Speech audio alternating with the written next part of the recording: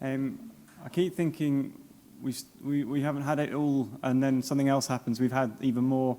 We've had so much today. We've had music, we've had neuroscience, we've had speech, we've had politics, we've had theory, and what we may need more of is just some good nuts and bolts about how to do the process of educating people. And so I'm really glad that Joe and Chi put forward their abstract for today. Joe's going to be talking about social collaboration, and it will make for an interesting discussion. So please welcome Joe to the stage.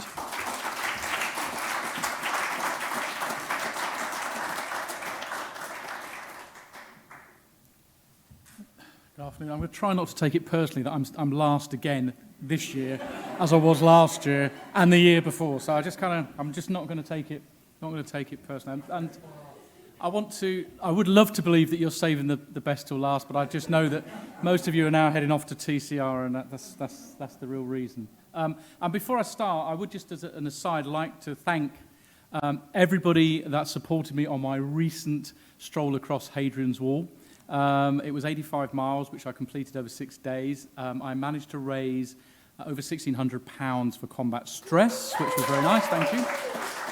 Anyone that hasn't given, then the Just Giving page is still open. You are welcome to. Or if you just feel you just want to go back and give a bit more, then just feel free to do that as well. So, but there's thanks for that. So, yeah, nuts and bolts. I guess that's kind of what we're going to be talking about a little bit. Yeah, not as an exciting up and down presentation we just had. Chi and I recently completed our external examiners course, and one of the things we talked about and we looked about that is about how external examiners can help on quality, and they can help on the standards process that we go through, academic standards.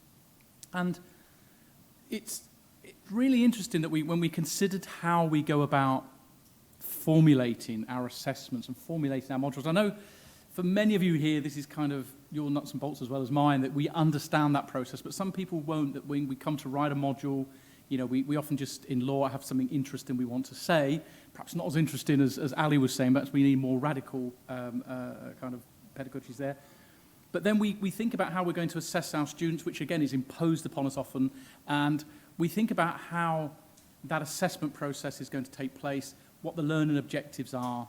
We sit down and we write an assessment, and then the students, we teach them, and the person that's written the assessment may not necessarily be the same person that is going to actually mark. It may not necessarily be the same person that's written it. And it's important for us to understand how we can improve that process. We have a system in place at the moment that's quite formulaic. We kind of, if it's a new module and a new module leader, we have this standardization process where a module leader, in theory, will send out a couple of scripts to a new marking team or an unknown marking team who will look at it to make sure that it's in line with what that module leader thinks there should be the mark. So why is all this important to us? Why is it important about our own identity and who we are? Well, if I set an assessment, then it's probably going to be what's important to me. If others set assessments, it's what's important to them. And when you come to mark assessments, it can often be the drivers that actually sit within you. If grammar is your big thing that you've always thought about, then that will generally be something you'll look at perhaps a little bit more. And you can have all the rubrics, you can have all the guidance you want, but sometimes what's important to you may not necessarily be what's important to others, or others may not see it in the same way. So we thought about, and we looked at when we did this, about this idea of how we could improve that assessment process. That's got to be good for us, it's got to be good for our identity, it's got to be good for students. It's going to give a fairer and a more rounded process. Because you can, no matter how long you've been doing this, and I haven't been doing this that long, but you can be in the position where someone's written a module or they've written an assessment that people just assume that, you know, the guidance is there and people will mark along that. So we need to be challenging that. So I've mentioned already, we've got these assessment processes, these standardizations, where we kind of have a look. But that tends to be as we're marking, at the assessment stage. When it comes up, we'll look at a few scripts and say, yeah, the new marking team has got this right. And if it's not a new marking team, we don't even do that. Then we mark, and then we moderate. And so we look at what someone else has written, and providing that their comments are in line with the mark they've given, and we can go along with that. We might have some conversation, but that's kind of about it. So what we're looking at today is this idea of calibration and embedding calibration into our assessment processes for all disciplines at discipline-specific levels. And then what is kind of new, and that's not particularly new, but then what is kind of new is this idea of social calibration, which we'll talk about, finish off with, which is kind of new. No one else is doing that.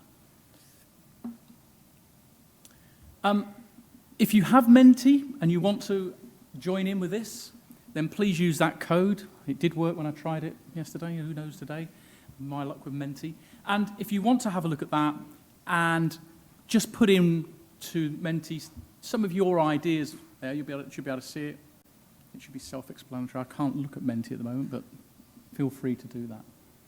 And I think time is a little bit of the essence today, so I'm going to perhaps come back and have a look at that another time, but I'll be interested to see what your word cloud is, what word clouds come up from that.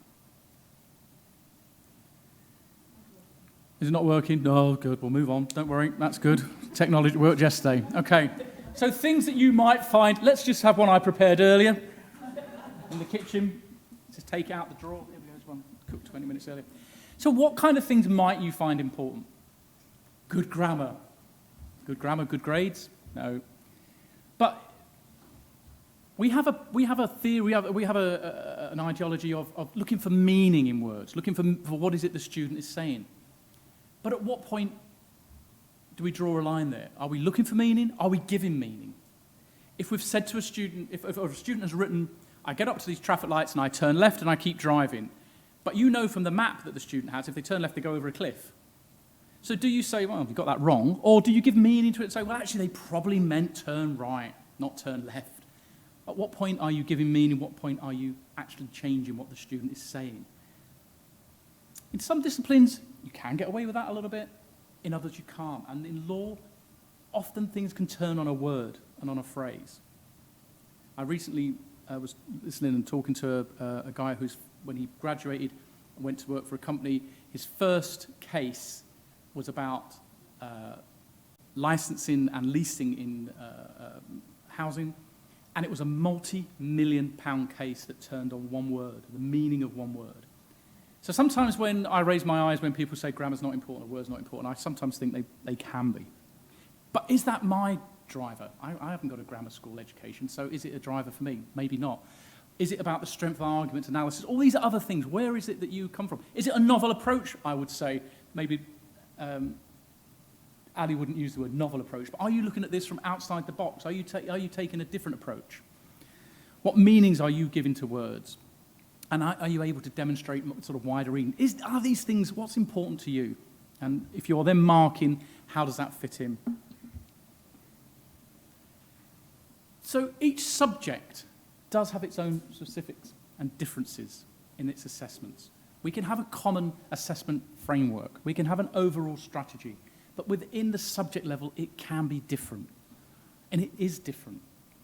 We mean different things. Different things mean different things to us. Different words and different phrases. Oh, there's a group activity now. Now I'm guessing that's probably not going to work at Padlet. But if you can think of any activities, again, I'll come back to that Padlet. If you can think of any activities that you think might help standardize your marking within a marking team, and particularly if you have a large marking team or a new marking team, prior to an assessment process, then please feel free to add them to that Padlet, and we'll come and I'll have a look at those at a later time.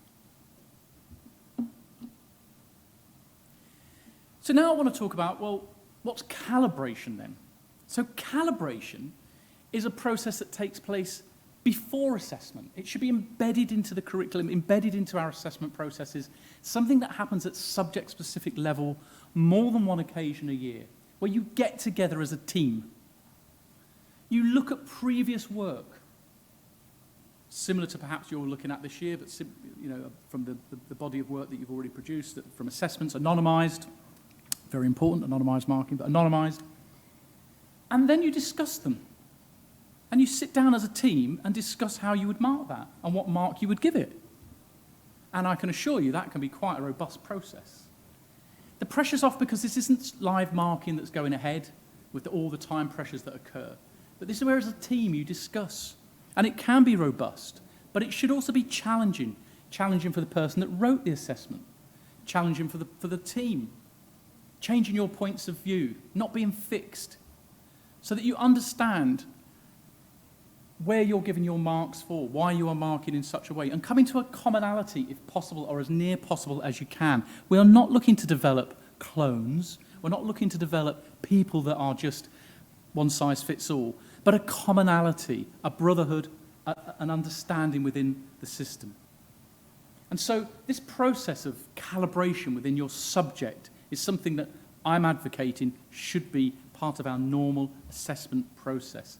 I know it's one more thing the team has to try and get together to do. It's one more process we have to go for, or several processes. You should be doing it perhaps 2 or 3 times a year.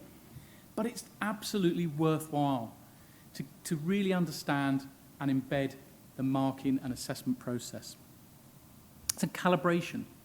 Ooh.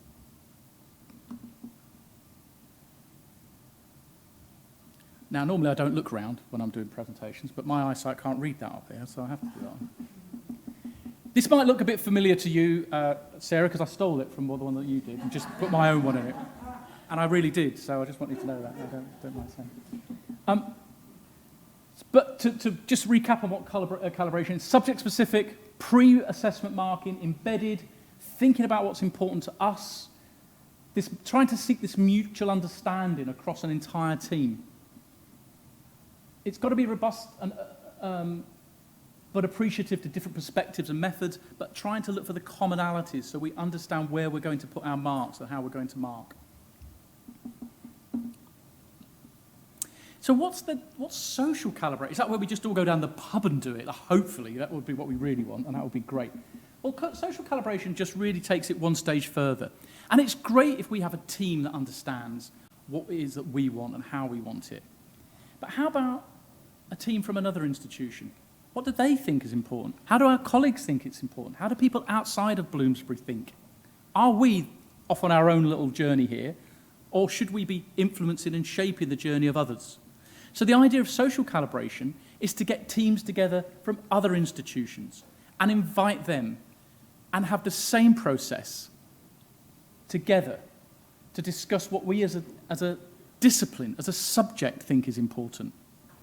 And it will be interesting to see when this occurs, the similarities and the differences when it comes to marking and assessment. So social calibration is the process of going through this pre-assessment marking, of getting examples, of then having a robust discussion with others from your discipline and coming to a commonality. And I think it's something that Bloomsbury could lead the way in. It is unique. Others don't do this. And I think it's something we could invite comparator institutions into to come down in the future and take part in a social calibration experiment and see how that fits with us. So we really have an idea of both who we are and how others are and how we can shape their thinking as well as our own thinking. That's about it.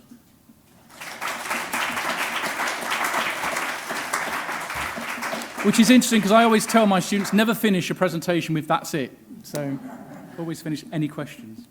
But if anyone's got any questions on that, everyone wants to go down the pub. I know the last session is always, always, always. You may recognise that graphic as well, Sarah. I stole that one as well. I did, I really did. Any questions? Yeah, an IP lawyer.